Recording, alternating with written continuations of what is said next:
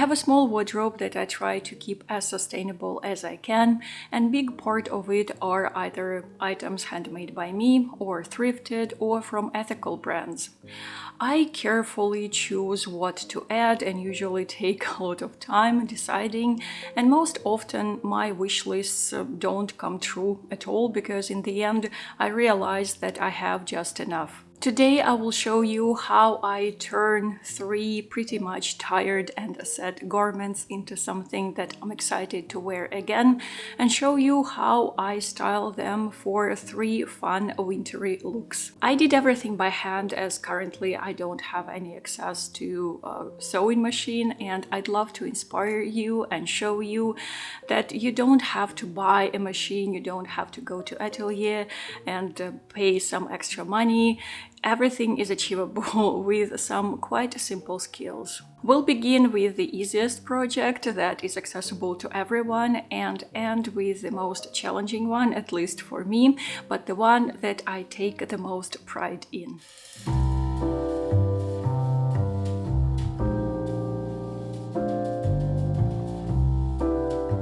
The easiest way to brighten up a garment is to change buttons.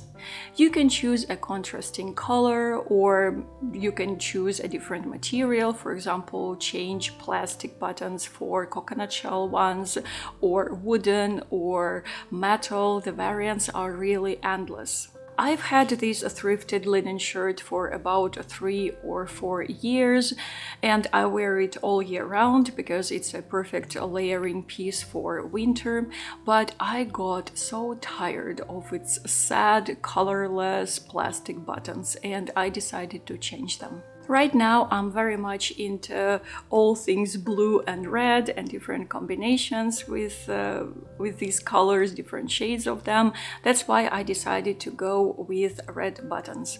And I failed to find them in sewing supply stores here in Tbilisi because the variety is very limited, and yeah, I just couldn't find what I was looking for. And I decided to go to a thrift store. There I bought a shirt that had exactly the buttons that I needed. The shirt itself is completely outside my style though, but it's still a sustainable option because I'm using what has been used while keeping my older garment and enjoying it even more. To add even more contrast, I decided to use navy thread to attach the buttons. First, I removed all the red buttons from the thrifted shirt and then attached them to my shirt one by one, removing one and attaching one in order not to lose the attachment spot to make the button row even. One important tip if you decide to thrift for a shirt to get its buttons is to make sure that your garment, the thrifted one, has exactly or slightly bigger number of buttons that you need, because otherwise you will have to combine different buttons in one garment. But after all, thinking about it, it could be really fun to use different buttons in one garment, so maybe in the future I will give this idea a try. And the second tip is to make sure you measure the button diameter. My thrifted buttons are a teeny tiny bigger than original ones, but they still work fine. I have 3 red buttons left and I will keep them just as I will keep the old buttons. Maybe I'll need them for some other projects. Now I think the shirt fits my complexion better and looks more interesting. The buttons are like red berries and I adore the playful vibe they have added. For a fun look, I combined this shirt with red corduroy pants and emerald-colored linen jacket. I feel very comfortable wearing linen in winter. This material actually keeps me warm enough, and I just love adding more color because colors, such vibrant ones, make me feel more joyful and optimistic, which I often lack these days, if I'm honest.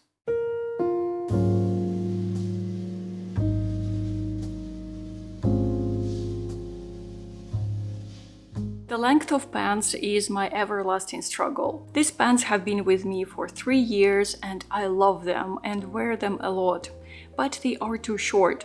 And after these years, I finally decided to add cuffs to them. Crochet cuffs, because why not? For this project, I had to buy yarn because I didn't have anything suitable in my small yarn stash. This is a simple and affordable cotton blend, which is very easy to care, meaning that I can machine wash the pants without any extra thought. It took me some time to get the work done, but it was a sweet and relatively easy project that made me feel excited about the old pants yet once again. I used granny stitch pattern as it is mildly lacy and I didn't want anything too dense.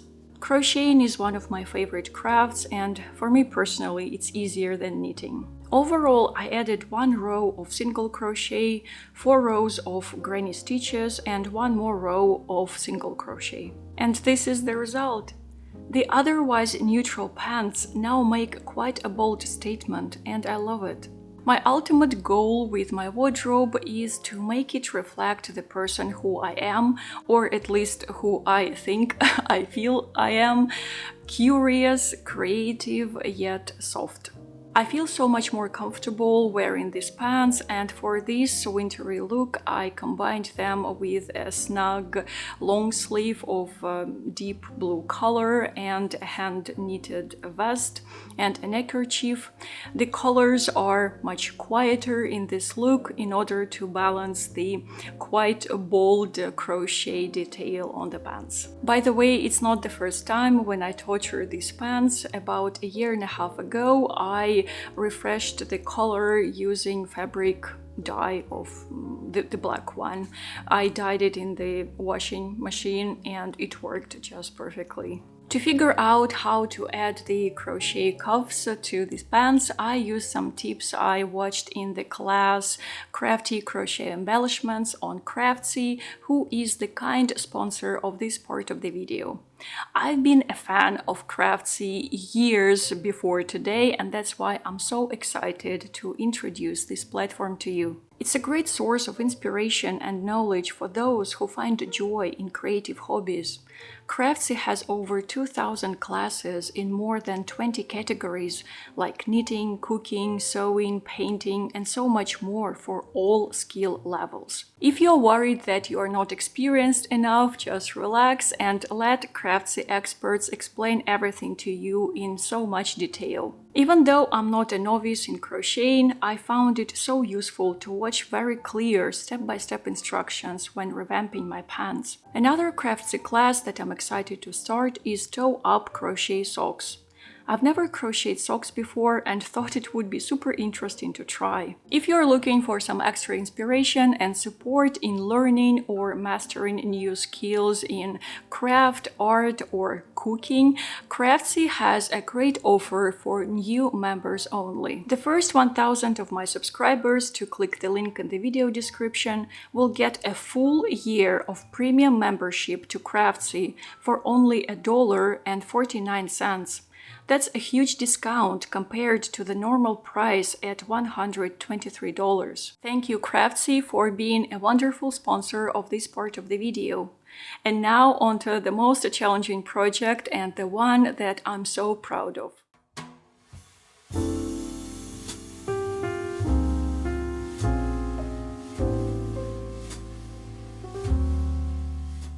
This dress has already survived one revamping procedure when I removed the sleeves and hand-stitched everything. But I wanted to add something else as it has been looking quite tired and sad. It's a handmade linen dress I ordered from a Belarusian seamstress about 4 years ago. It has really nice heavy linen fabric that is perfect for embroidery. I've tested it this autumn when I made these little stars using the scrap fabric from the removed sleeves.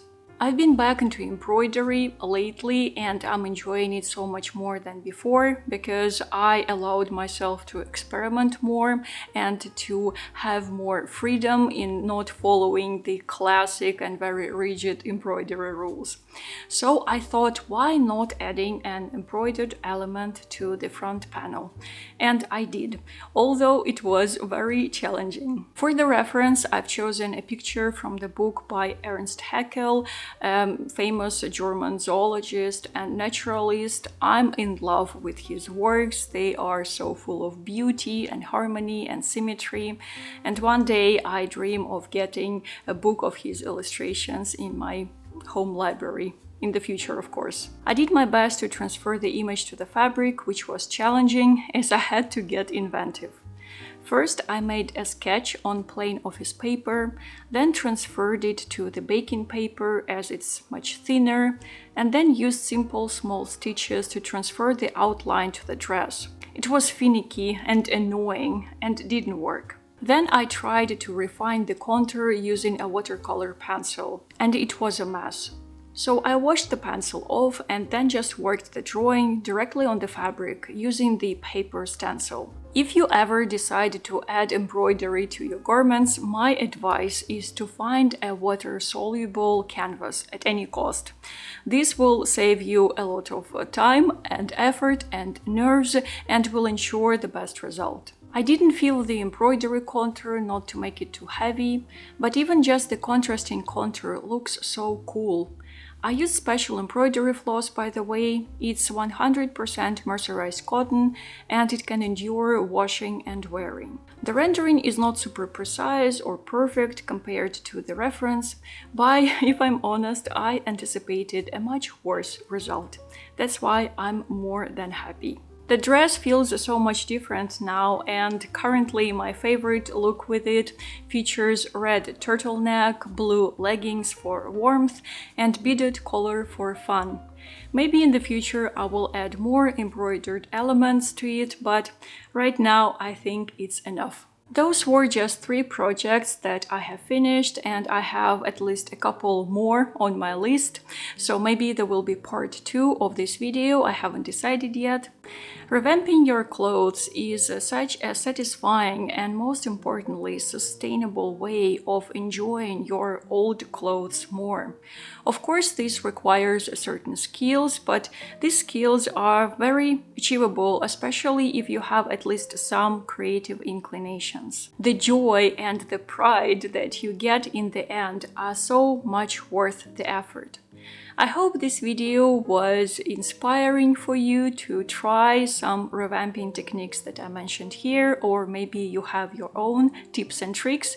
That's why feel free to share in the comments what is your favorite way to enjoy your old clothes more instead of decluttering them. Thank you so much for your time and attention, dear friends, and as always, huge thanks to everyone who supports my work on Patreon and other tipping platforms, because it's only thanks to you that this channel exists.